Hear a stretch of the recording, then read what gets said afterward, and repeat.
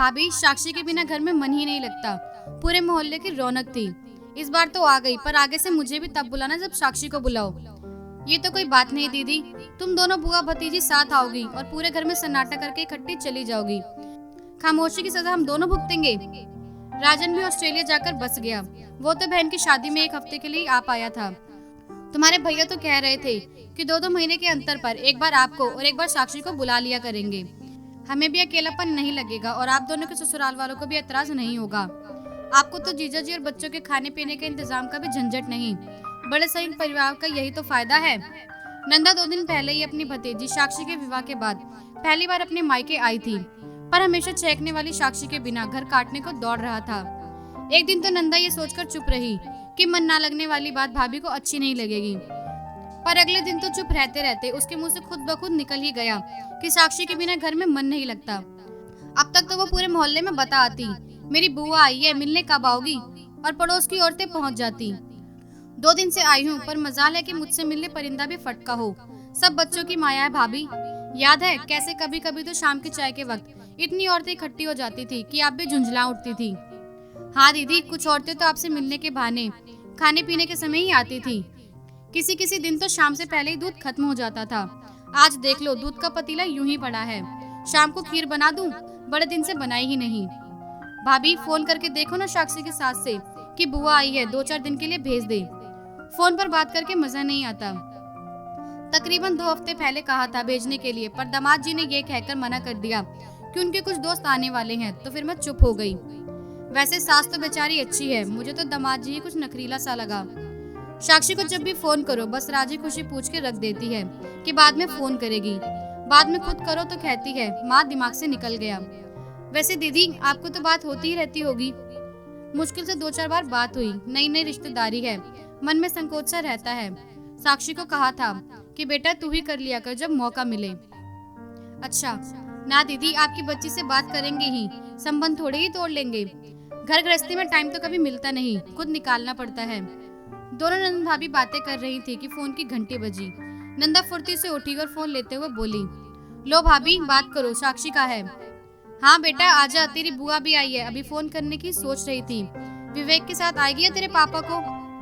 अपने आप। क्यों? चल आजा, कल सुबह ठीक है।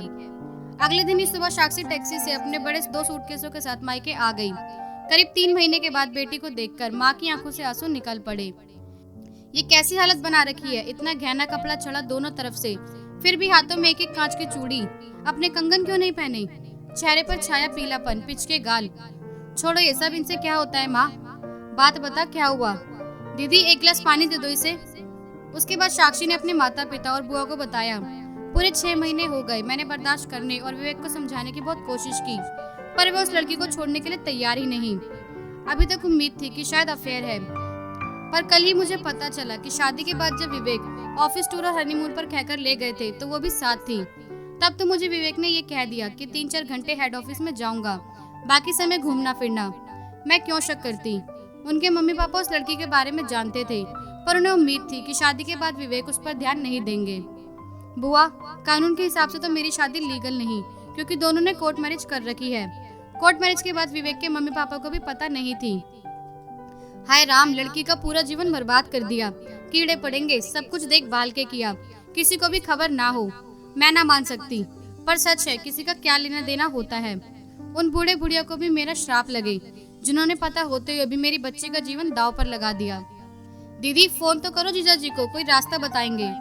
और तुरंत नंदा ने अपने वकील पति को सारी घटना सुना डाली, पर उन्होंने बस इतना ही कहा, कोर्ट का मामला बड़ा लंबा पेचीदा और निराशादायक होता है। फिर लड़के और लड़के के पास कोर्ट मैरिज का सर्टिफिकेट है। ऐसे में मुकदमा दायर करके तारीख मिलती रहेंगी। कल शाम तक पहुंचता हूं, तब सोच विचार कर फैसला करेंगे। दीदी कलंक तो लग ही गया, मुकदमा करो या ना करो। कैसी बात करती हो भाभी? धोखा दिया है उन्होंने और कलंक लगा दिया अपने साक्षी पर। ये तो न्याय नहीं है।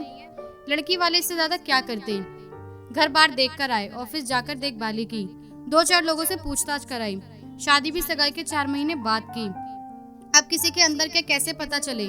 विज्ञापन के जरिए हजारों लोग शादियां करते हैं, बस समय की बात है।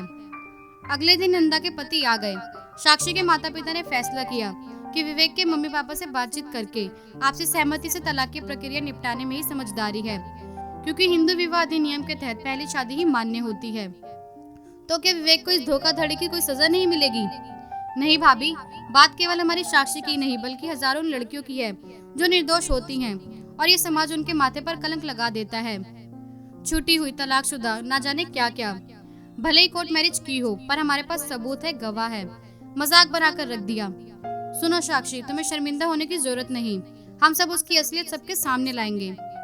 साक्षी के ससुराल में नंदा ने अपनी सभी सहेलियों के साथ घर घर जाकर मोहल्ले और शहर के लोगों को इस घटना से अवगत कराया।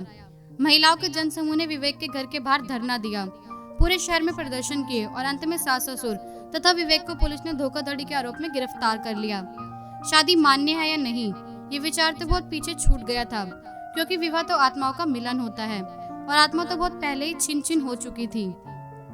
साक्षी मामले में लोगों की एकजुटता और गवाही ने जहां विवेक को सलाखों के पीछे पहुंचा दिया, वहीं उसके माता पिता अपनी सोच और कृत्य पर न केवल शर्मसार थे अपितु सजा के हकदार भी बने।